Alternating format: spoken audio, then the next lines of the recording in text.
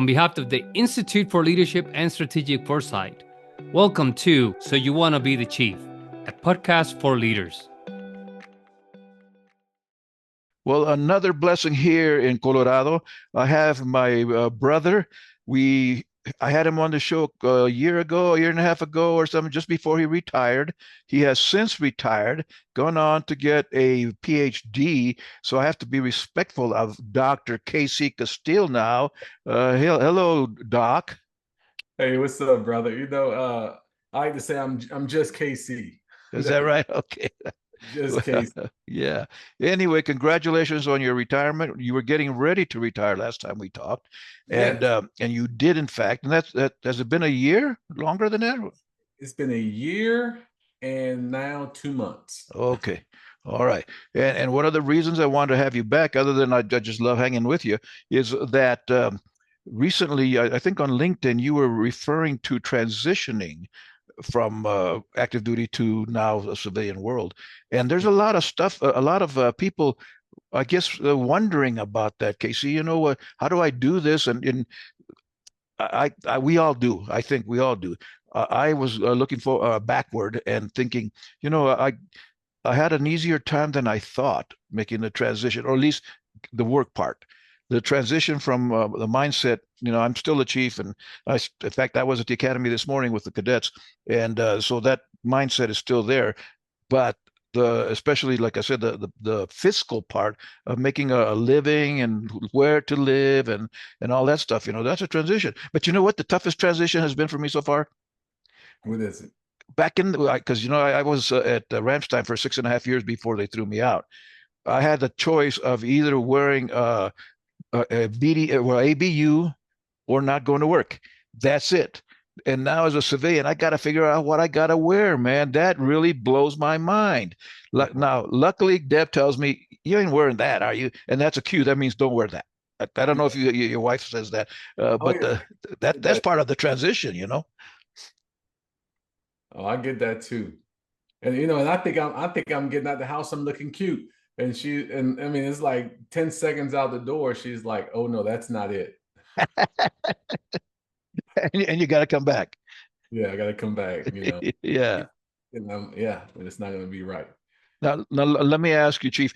How long did you serve altogether? 28 and a half years altogether. Okay. And then, well, let me ask you, and be honest, or tell me, shut up. Why'd you retire? You still had a couple years left. Oh man, I get that a lot, man. Get to 30, get to 30. 30 is that magical number when you get past, I guess when you get past 20, you hit the 25-year mark. But the honesty is that I was working for a key principal who I respect and admire dearly. She was retiring at the same time, around the same time, and as I'm thinking about my future, and I'm looking at my past, and I just felt in my hearts of hearts that what God has placed in my life and where I'm at today, I felt that I was fulfilled. I felt like everything that I wanted to do was done. And then I also look back and I think about the opportunities that were ahead. And the opportunities were some great opportunities. But I also had to take a step back and look at my wife, because she had now established herself here. She's doing great work in the federal system, and she's loving what she does.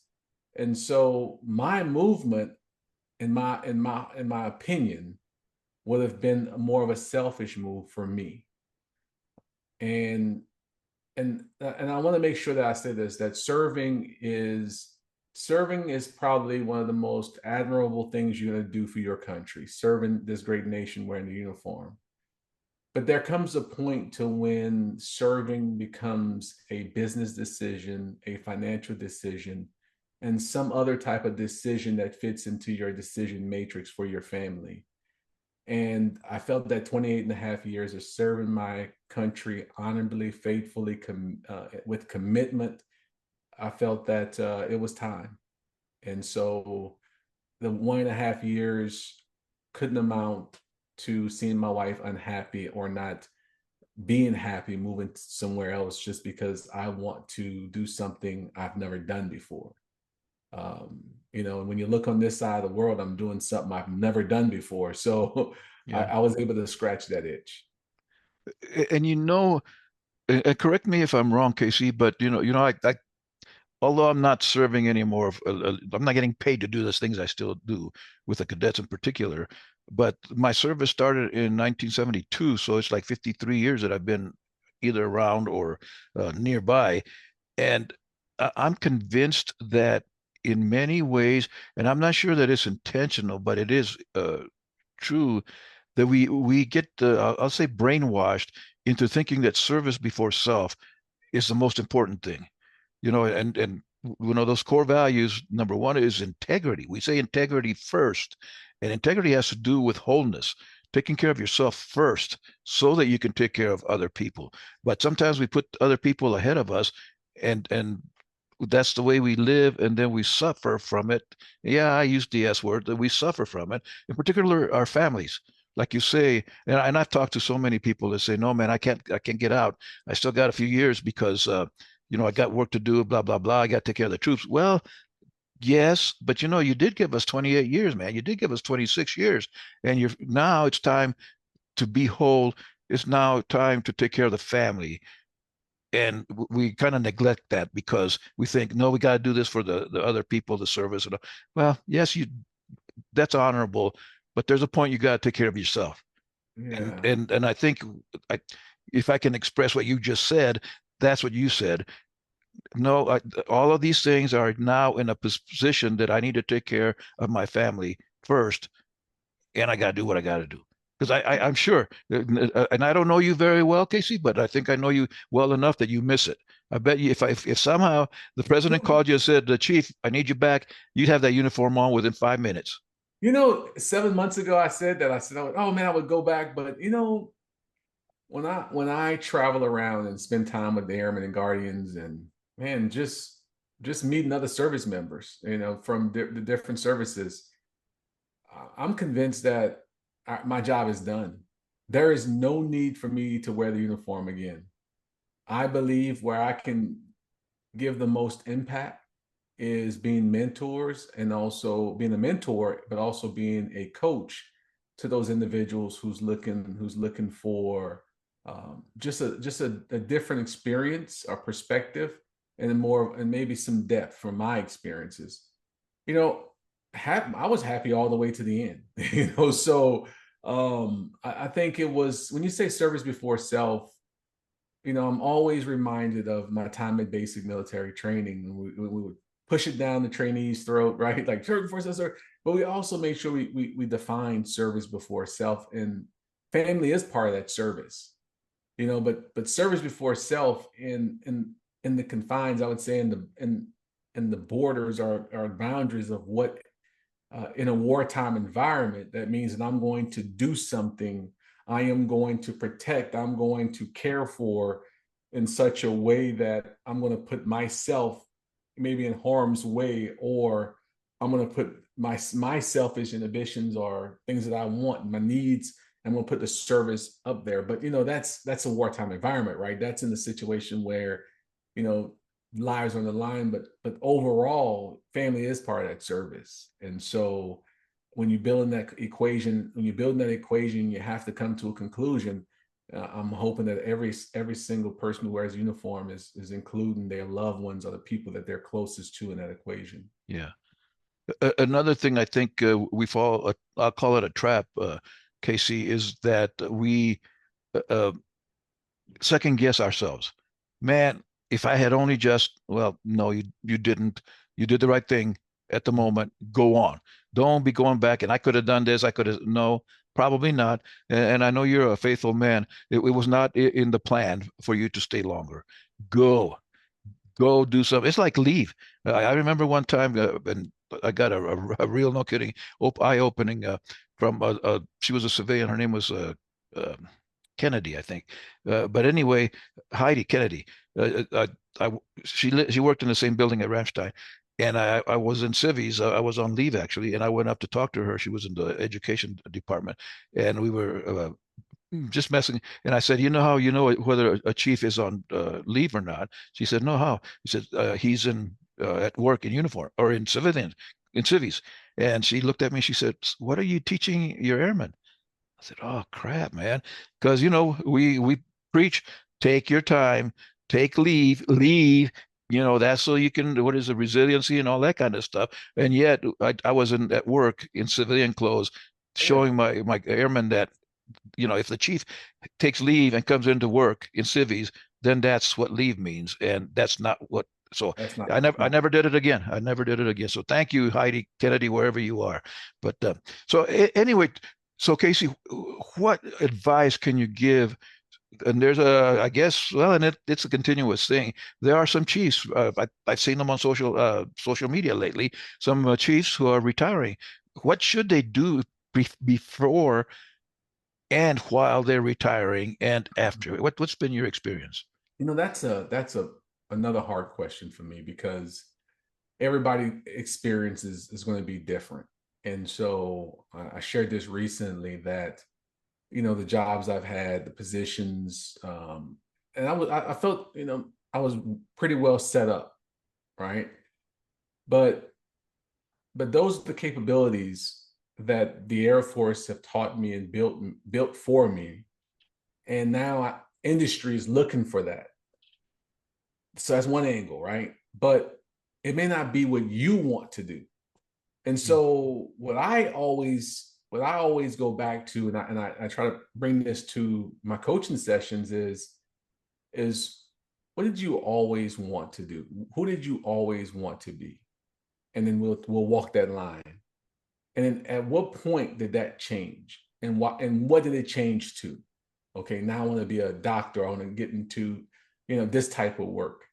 Then what skill sets you have? What do you need to bridge?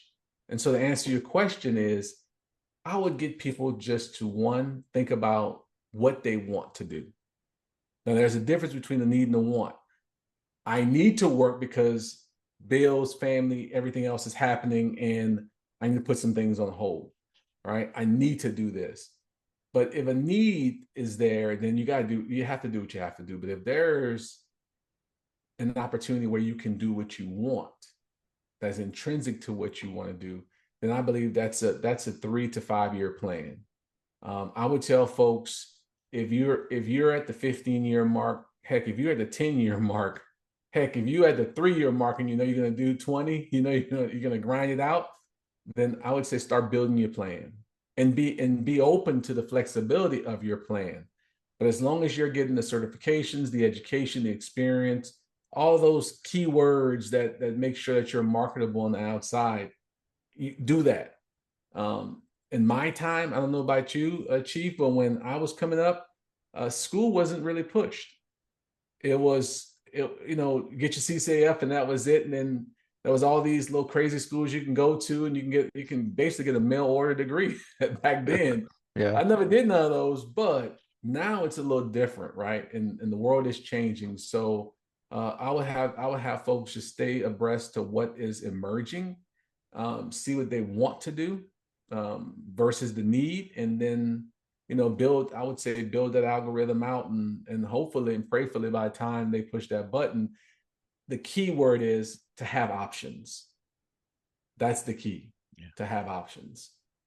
And you mentioned that you share this stuff with the people that you coach, KC, and I'm glad you do it. It seems to me, and maybe I'm wrong, I hope I'm wrong, but it seems to be the younger generations aren't looking for help like I did, possibly Mhm. like you did, in everything. The old farts know stuff, and especially the successful old farts. They figured out how to get there, or they figured out what they did wrong that they can coach you on. I always tell youngsters, and you're right, that you need to look out as far as you can, but find a mentor or a coach or someone that you can trust to tell you the truth, who positively or negatively at least gets you to thinking. Like you say, I was right I'll say at the cusp where we were impressed by education, and that's a big thing still. I don't know. honestly, I don't know that a degree makes you any better person than anybody else, but it opens the door. It helps you get that first step into whatever it is that you want to do. Without it, probably you're not going to get it done because it's just not, that's not the way it works. So I think, and of course, education is going to take some time. You can't just say, I'm going to get a master's degree here next year and never even gotten your bachelor's. Just not going to work. Yeah, you can go online and do a lot of different things, but it's still not going to work very well. So I think, I think there's some value in finding a coach, finding a mentor who can guide you in those things that you're talking about, because they are going to be different for everybody. And a good mentor in this case, I think, would be one that says, hey, it's going to be different for you, but this is what I went through. Consider that. Yeah. I also think that the coaching environment is changing. So even in the work that I'm doing now, we're using generative AI. And so when you think about this generation, well, let me kind of scale this back just a little bit. The typical coaching method is to bring something up in the room, a problem or a situation or something, right? And we're working towards fixing that. Not we, but the client, right? And that could take 30, 45 minutes, even longer, depending on the complexity of that thing. But this generation, what I'm realizing, because I have a good grouping of younger, very young individuals that I am coaching. I love it because that's my biggest clientele, really, like that's migrating to me. And I realized that they want micro coaching. If I don't know if I just made that up or not, but it's rapid coaching. There's a problem, they want to share their problem, they want to think through it, but they also want to move, they also want to get to an end state rather quickly. And that's been hard for me in my coaching journey, to be able to flex and be able to give them something so rapidly, or let me not say give them, but get them to find the solution rapidly, or a pathway. That's pretty hard. But what I'm noticing is flexibility in the coaching allow them to kind of leverage some of the resources they have, whether it's through their AI platforms, Chat GPT, because you can pull things up that says, hey, read these 3 books, get this. Okay, cool. Well, let's dive into that during our coaching session versus allowing that to be their only outlet, because they need that human interaction. And so just to sum up the answer is, it's the flexibility in that coaching. But I see a lot of younger folks that want to get coached, but they don't want to go through the days and days and the hours and hours of coaching. They want that rapid friendship, relationship, problem solve, move on next. And it's a balance to do it right, especially according to some of these, some of the regulations that's out there that we should be following. Now, as you do this, KC, when you do it in this method, have you found success?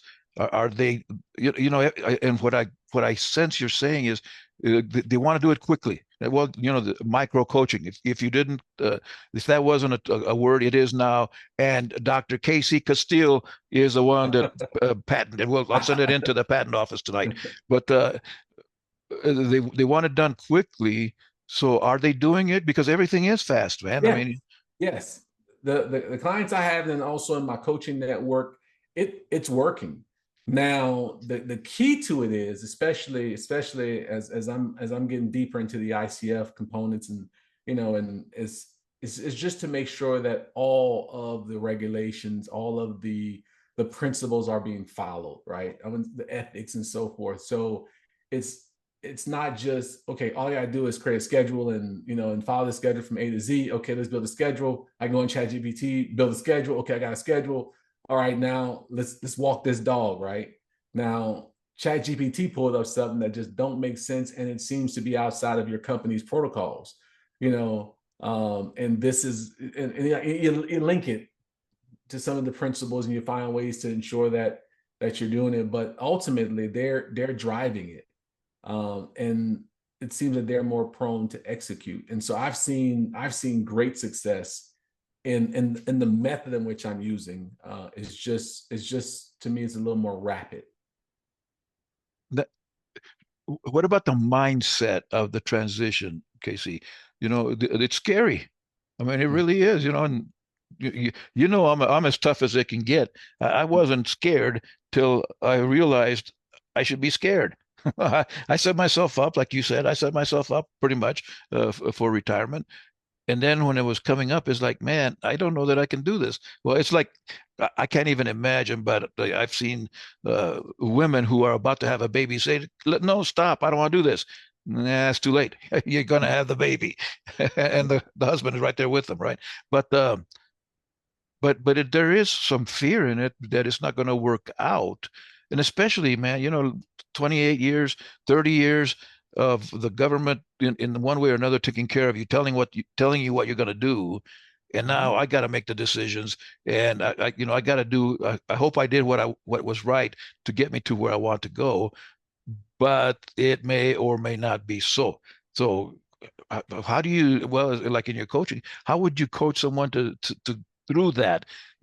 And again, we're faithful men. Yeah, have faith that yes, yes. However, comma, it's not that easy sometimes. Yeah.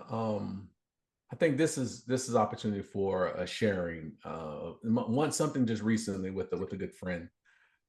When you transition, there's a thought that you have, and you're gonna go in that thought, right? So it's transition, it's your terminal, and then it's like the end date, right? The end date is great because it's you get to share on Facebook that you get your, well, back in the day, right, your blue card. Now you Yeah. the same card. That's milestones in the transition. And then once the transition, during that transition, there's other milestones that additionally from on the other side. So the milestones are, I got a new job, I just moved, I'm doing this, and you get and people see that you're making it happen after this thing that you've been doing for so long. And so what I offer to folks is, and this seems to be across the board when I've talked to a lot of friends and my own experiences, doesn't quite go, it goes well visually on Facebook because that's what you want people to see. Mm-hmm. But there's the depression.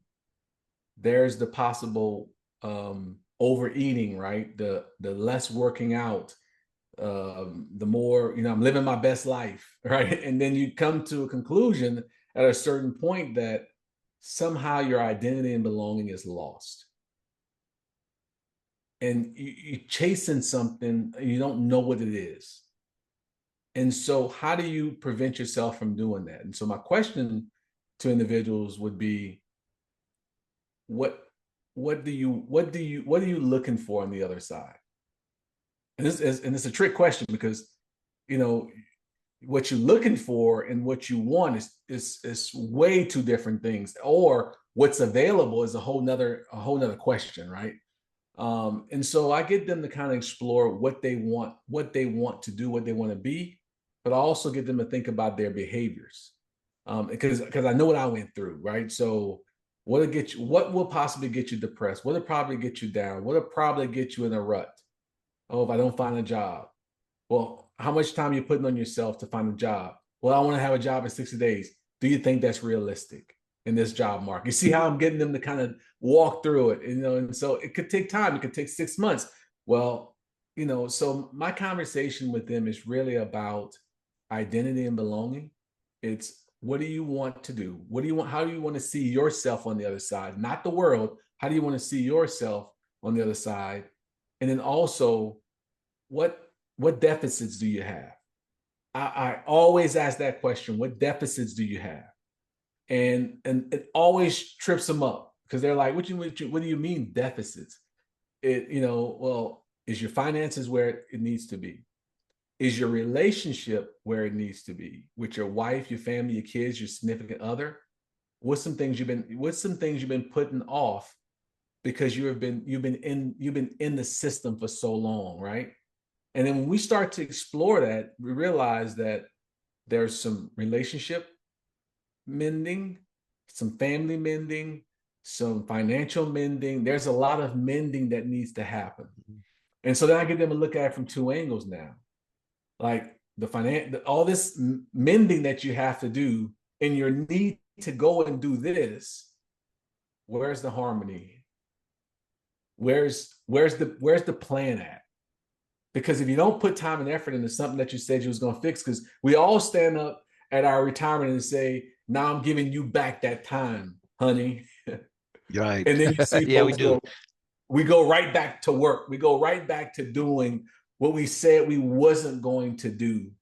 And and then I see folks, even just had this conversation yesterday, self-induced work. You know darn well that civilian job gets off at 4:00. Mm-hmm. Why are you still at work at 8:00? Yeah. Your boss was going at 4:00, you know?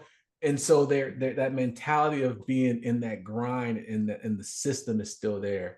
Sorry for the long answer, but that's how I get to a superb conversation, but also a realistic one that gets folks to truly write down plans of attack, plans of that are realistic to ensuring that the promises they made on retirement day are the promises that they're keeping a year out.